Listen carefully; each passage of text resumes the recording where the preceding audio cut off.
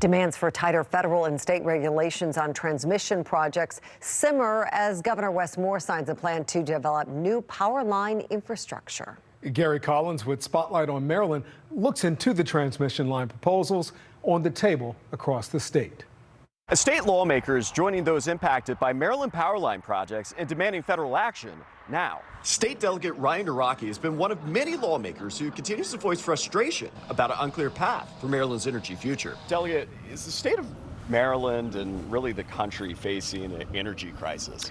Absolutely, we are, and it's a manufactured energy crisis by policy. Pointing to a high-voltage power line upgrade that cuts through his district, Naraki said Maryland seems to be an electricity passover state for others in the region. It's not only a transmission corridor for Virginia, but it seems to be a corridor for the region right now, right? Because we import so much power. We asked the state lawmaker about the Maryland Piedmont Reliability Project, given his fight against BGE's power line upgrades. Does this project benefit the state of Maryland in any way?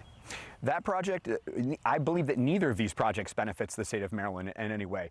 The Piedmont certainly has zero benefit to the state of Maryland because we're literally running a long extension cord from Pennsylvania through Maryland to Virginia. Delegate Naraki blames bad federal policy and oversight for energy corridors like this BG&E transmission line that runs just feet away from private homes that connects Pennsylvania into Maryland's grid. Late Friday afternoon, Governor Wes Moore announced that he was joining 8 other Northeast and Mid-Atlantic states in a strategic action plan. The plan the governor joined will seek to remove additional regulatory and technical barriers to the deployment of offshore wind generation and interregional transmission or power line projects. So we just have a very flawed approach to energy policy overall in this state. Meanwhile, back in Middle River, Delegate Naraki says the governor's announcement is confusing considering the Trump administration's decision to pause offshore wind projects. How does Maryland become a state that is not a power line transmission corridor? We have to produce our own power, period. If we keep on having these policies where we're not producing power and the solution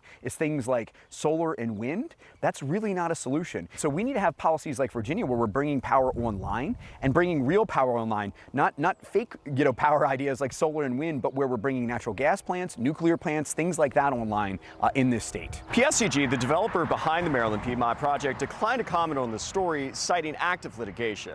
I'm Gary Collins in Middle River with Spotlight on Maryland.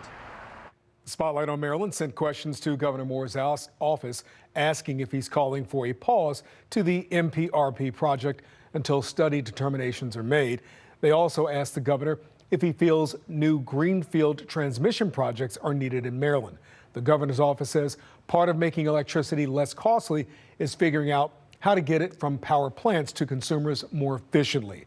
The statement went on to say, we can both preserve our land and homes and provide Marylanders with reasonably priced electricity. To suggest it's either or is a false choice.